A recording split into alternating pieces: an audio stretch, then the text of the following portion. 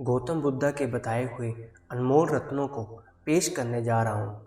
मैं आपसे आशा करता हूँ कि आप इनको पूरा सुने और सुनने के बाद इनको अपने जीवन के प्रयोग में लेके आएं, ताकि आपके जीवन में भी परिवर्तन आए। और आपसे एक उम्मीद और एक निवेदन करता हूँ कि आप हमारे चैनल लाइफ इंस्पिरेशन को सब्सक्राइब करें, ताकि इसी प्रकार की कहानियाँ, अनमोल वचन मैं आपके सामने पेश कर सकूं। धर्म के वास्तविक खुशी, अच्छे स्वास्थ्य और बीती बातों को भुला देने से ज़्यादा कुछ नहीं है। जो व्यक्ति क्रोधित होने पर अपने गुस्से को संभाल सकता है, वह उस कुशल ड्राइवर की तरह है जो कि एक तेज़ी से भागती हुई गाड़ी को संभाल लेता है। और जो ऐसा नहीं कर पाते, वे केवल अपनी सीट पर बैठे हुए दुर्घटना की प्रतीक्षा करते रहते हैं। सारे बुरे कार्य मन के कारण होते हैं। अगर मन ही बदल जाए तो क्या बुरा कार्य हो सकता है। अगर व्यक्ति से कोई गलती हो जाती है तो कोशिश करें कि उसे दोहराए नहीं, उसमें आनंद ढूंढने की कोशिश ना करें, क्योंकि बुराई में डूबे रहना दुख को न्योता देता है। जीव एक तेज चाकू की तरह होती है, ये बिना खून निकाले ही मारती है। जिसका मन एकाग्र होता है वह चीज़ों को उनके सही स्वरूप में देख पाता है। किसी जंगली जानवर की अपेक्षा एक कपटी और दुष्ट मित्र से अधिक डरना चाहिए, क्योंकि जानवर तो बस आपके शरीर को नुकसान पहुंचा सकता है, पर एक बुरा मित्र आपकी बुद्धि को नुकसान पहुंचा सकता है।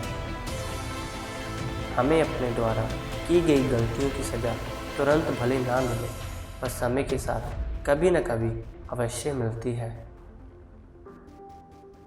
जिस तरह से एक तीर बेचने वाला अपने तीर को सीधा करता है, उसी तरह से एक समझदार व्यक्ति खुद को साध लेता है। व्यक्ति खुद ही अपने सबसे बड़ा रक्षक हो सकता है, और कौन उसकी रक्षा कर सकता है। अगर आपका खुद पर पूरा नियंत्रण है तो आपको वह क्षमता हासिल करनी होगी जिससे बहुत ही कम लोग हासिल कर पाते हैं। शांति प्रिय लोग आनंद का जीवन जीते हैं, उन पर हार या जीत का कोई प्रभाव नहीं पड़ता। नफरत को नफरत से नहीं मिटाया जा सकता, नफरत को केवल प्यार ही मिटा सकता है। आपके पास जो कुछ भी है उसे बढ़ा चढ़ाकर मत बताइए, और ना ही दूसरों से ईर्ष्या कीजिए। जो दूसरों से ईर्ष्या करते हैं उसे मन की शांति नहीं मिलती। शांति भीतर से आती है, बाहर इसकी तलाश करना व्यर्थ है।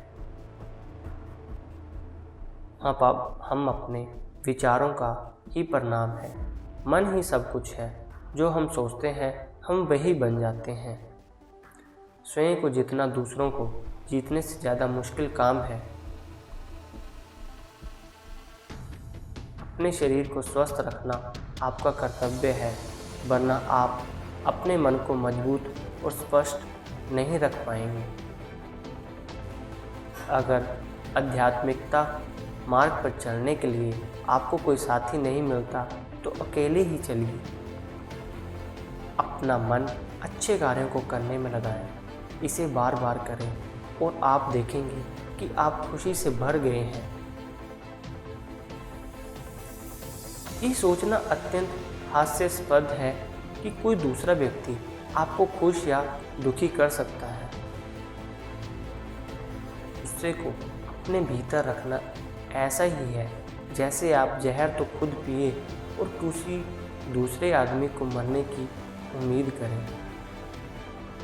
जिस व्यक्ति के विचार मैले हैं, जो लापरवाह है और धोखे से भरा हुआ है, वह गेरुआ वस्त्र कैसे पहन सकता है। वह व्यक्ति जिसने खुद पर नियंत्रण हासिल कर लिया है, ओजस्वी है, स्पष्ट है, सच्चा है, वही गेरुआ वस्त्र पहनने के लायक है। हम जो शब्द बोलते हैं उनका चुनाव हमें बड़ी सावधानी से करना चाहिए। क्योंकि उन शब्दों को सुनने वाले व्यक्ति पर उनका प्रभाव पड़ता है, फिर चाहे वह प्रभाव अच्छा हो अथवा बुरा। कोई भी व्यक्ति बहुत ज़्यादा बोलते रहने से कुछ नहीं सीख पाता। समझदार व्यक्ति वही कहलाता है जो धीरज रखने वाला हो, क्रोधित ना होने वाला और निडर होता है। आप सिर्फ उसे ही खोते हैं जिससे आप चिपके रहते हैं। एक मोमबत्ती हजारों मोमबत्तियों को रोशन कर सकती है और फिर भी उस मोमबत्ती की उम्र कम नहीं होती। उसी तरह से खुशियाँ भी बांटने में भी कम नहीं होती हैं। जीवन में कुछ भी स्थायी नहीं है। बीते हुए कल को जाने दीजिए, भविष्य को जाने दीजिए, वर्तमान को भी जाने दीजिए और अपने अस्तित्व की सीमाओं से बाहर झांके। जब आपका मन पूरी तरह से आज़ाद होता है तो आप जीवन मृत्यु को उसके सही स्वरूप में देख पाते हैं। हजार लड़ाई जीतने से अच्छा अपने आप को जीतना, फिर जीत तुम्हारी है, इससे तुम्हें कोई लेना देना नहीं है।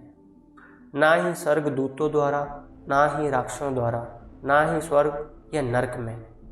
जो व्यक्ति स्वयं से सच्चा प्यार करता है वह कभी दूसरे व्यक्तियों को चोट नहीं पहुंचाता है।